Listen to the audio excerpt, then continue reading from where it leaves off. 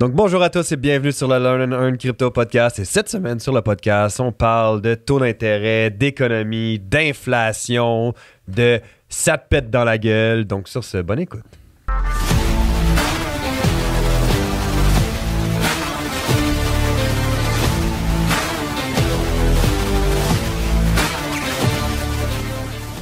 JP, Yes. super content d'être avec toi sur ce podcast. Guys, Comme toujours. N'oubliez pas, nous ne sommes pas des conseillers financiers. Tout ce qu'on partage, parle, discute ne peut pas être vu comme un conseil financier. Vous devez faire vos propres recherches, analyses et décisions.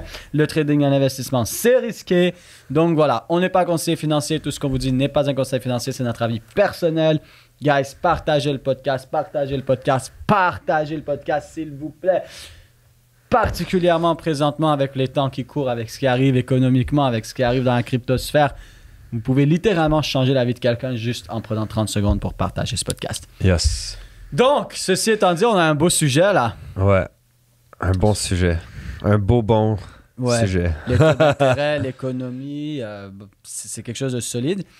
Est-ce que je commence, tu commences, on fait roche, papier, ciseaux pour voir qui commence? Direct, premier coup, roche, papier, ciseaux. Okay. Ah! Je commence ou tu commences? Vas-y, commence. Okay. C'est chill. Donc, Moi, il y a trop de choses que j'ai envie de dire en ce moment que je vais te laisser commencer puis je vais enchaîner parce que... Les gens qui pouvaient pas voir la vidéo, qui vont juste entendre genre... Ouais, donc, ceci étant dit... Est-ce que je suis sur le bon podcast? Ouais, c'est ça. Ouais, t'es sur le bon podcast. Vous inquiétez pas, c'est... Monsieur Jean-Philippe Rousseau. Et Samuel Lévesque. En direct du Learn and Earn Crypto Podcast. OK. Bon. So... on est en feu aujourd'hui. Donc, on est en feu depuis les derniers épisodes, en fait. Ouais. C'est une bonne chose. En fait, c'est quand même un sujet qu'on doit toucher. Parce que les gens, souvent... Comment je passe de... à l'autre? Souvent, les gens, surtout dans la crypto, ont cette impression qu'on s'en fout complètement du reste du marché. Et c'est faux. Les taux d'intérêt, ce qui se passe avec le dollar américain et l'or, c'est extrêmement important. Pourquoi? Parce que le Bitcoin a été littéralement créé comme levier contre le dollar américain. Alors, c'est quoi les deux plus gros leviers contre le dollar américain? Ben, le Bitcoin et l'or, qui était, depuis presque toujours, la valeur refuge. Je pensais que c'était l'argent canadien. L'argent canadien. Rien de papier. Le sirop d'érable. Et là, tu dois te dire une chose. Qu'est-ce que tu dois comprendre derrière ça? Et ça, c'est quelque chose de vraiment important. Par exemple, si on regarde dernièrement, les taux d'intérêt aux États-Unis ont juste augmenté. Qu'est-ce que ça veut dire pour la crypto? Parce que lorsque tu vas être capable d'avoir cette compréhension fondamentale des nouvelles du marché et que tu vas être capable de mettre cette analyse fondamentale de ce qui se passe dans l'économie avec ton analyse d'un projet, avec ton analyse technique du prix, ça fait quelque chose de super fort. Tu comprends le projet s'en va où, tu comprends le prix s'en va où et tu comprends l'économie globale s'en va où. Et ça, c'est un trio Big Mac, là. Wouh! OK, c'est même meilleur. Meilleur qu'un trio Big Mac. C'est vraiment meilleur. Trio Lamborghini. Ouais, c'est ça. 3 pour le prix d'un. Donc, ce que tu veux comprendre, par exemple, ce qui est en train de se passer maintenant avec le dollar américain, on voit le DXY, le DXY, qui est l'indice du dollar américain qui monte et qui monte et qui monte.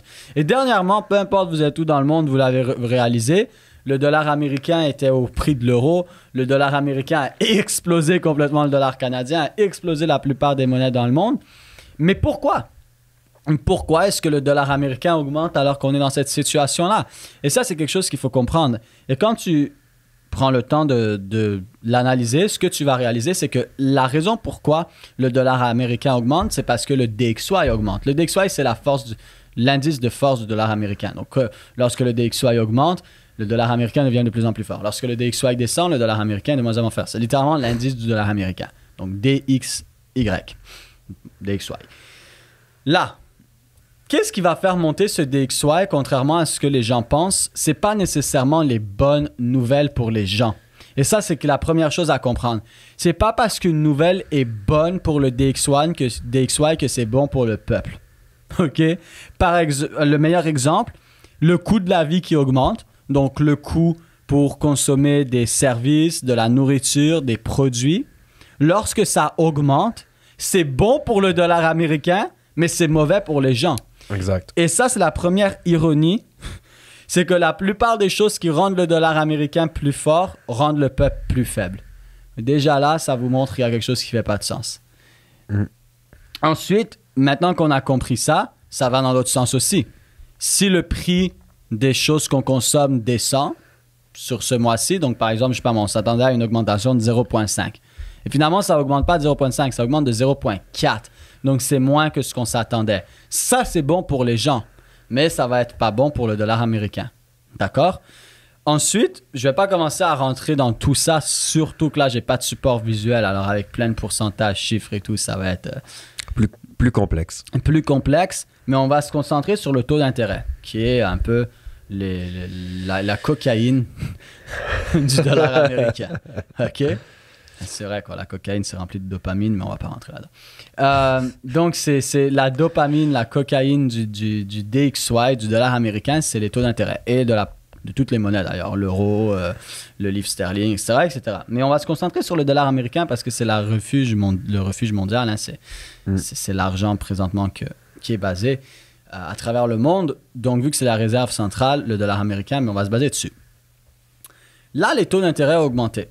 On a augmenté de 0,25, 0,25, 0,25, 0,5, 0,5, 0,5, 0,75, 0,75, 0,75. Et là, dernièrement, on a redescendu à 0,5. Qu'est-ce que ça veut dire concrètement, ça? Ça veut dire que lorsque le dollar américain augmente, théoriquement, l'or, le bitcoin et tout ça devrait descendre. Pourquoi? Parce que en augmentant les taux d'intérêt, il y a moins d'argent en circulation. Et c'est l'offre et la demande. Si quelque chose est moins en circulation, mais qu'il est tout autant en demande, eh bien, ça gagne de la valeur. Et c'est ce qui va se passer avec le dollar américain et le DXY, sauf que c'est fictif. On le crée de façon fictive en montant les taux d'intérêt. Lorsque le dollar américain gagne en force, eh bien, les gens n'ont pas d'intérêt à prendre leur argent et à le mettre vers Bitcoin ou vers l'or et tout ça. Alors, c'est pour ça que normalement, pas dans tous les cas, mais normalement, si le DXY monte et donc le dollar américain monte, on va voir le Bitcoin ou l'or qui stagne ou qui descendent. Or, Bitcoin, stock, indice. Tout en fait. Tout.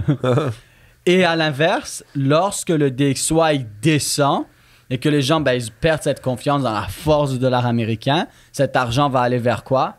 Vers l'or, vers la crypto, vers les actions, vers les indices. Et ça va faire en sorte que le reste du marché augmente. Donc, c'est inversement corrélé. D'accord? Règle numéro 1, inversement corrélé. Quand ça augmente le dollar américain, le reste descend. Quand le dollar américain descend, le reste monte. OK? Maintenant, quand l'économie commence à aller pas assez bien, ça veut dire que de ce temps-ci, ça va mal, hein?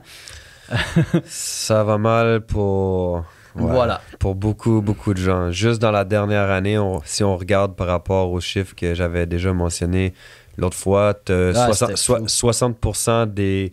C'est quand même intéressant parce que 60% des Canadiens trouvent qu'en ce moment, les salaires suivent pas l'inflation / le coût de la vie. Est-ce que c'est vrai? Ouais, c'est probablement la même chose que tout le monde pense en ce moment.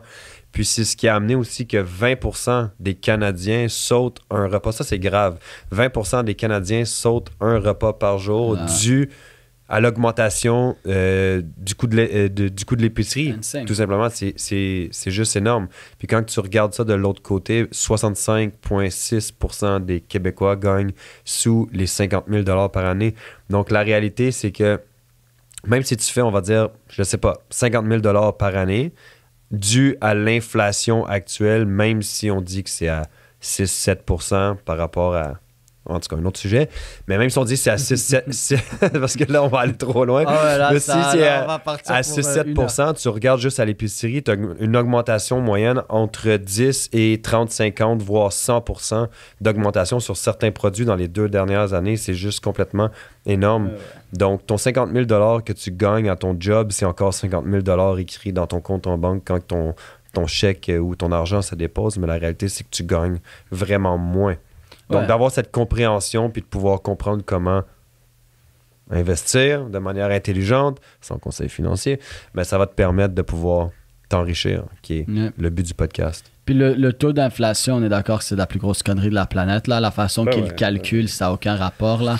7%, 8%, excuse-moi. Hey, tu L'essence, manges-tu ça du fait PIB, toi? 100%. Ouais, Ouais, t'en non, manges-tu c'est ça. du PIB? Tu sais, ils calculent ça avec le produit intérieur brut et tout ça. C'est comme, de quoi tu parles? Ça n'a aucun rapport. C'est tellement fictif.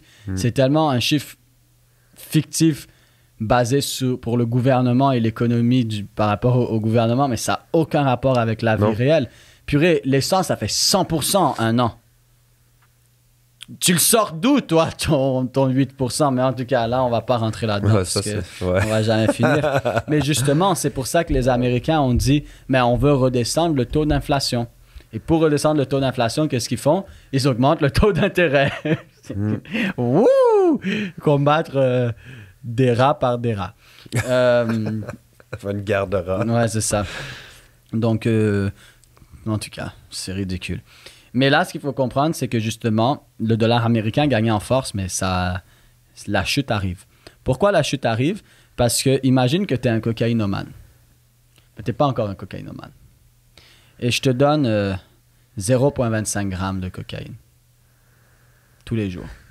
Alors, ton corps, au début, il a un petit boost de dopamine, hein? Wouhou! Wouhou! Ouais. Déjà, tous les jours, tu commences Ouais. à battre un cocaïnomane. Ouais, ouais. Mais doucement, qu'est-ce qui va se passer?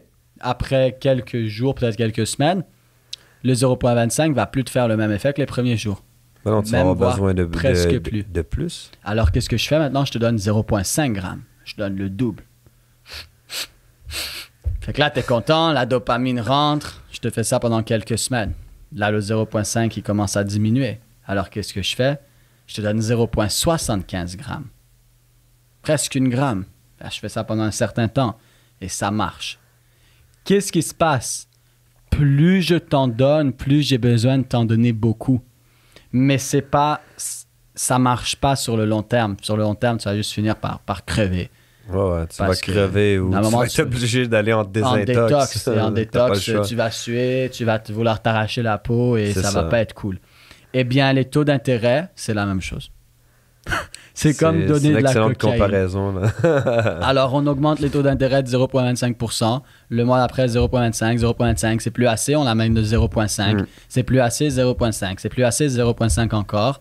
Là, purée, ça fonctionne plus du tout. OK, 0,75. Ça fonctionne plus du tout, 0,75. On va donner encore un autre 0,75. Et ce qui est très, très drôle, c'est que les deux premiers 0,25, il y a eu un gros impact. Le troisième 0,25, pas grand-chose. Après, on a fait 0,5, 0,5, 0,5. Les deux premiers 0,5, gros impact.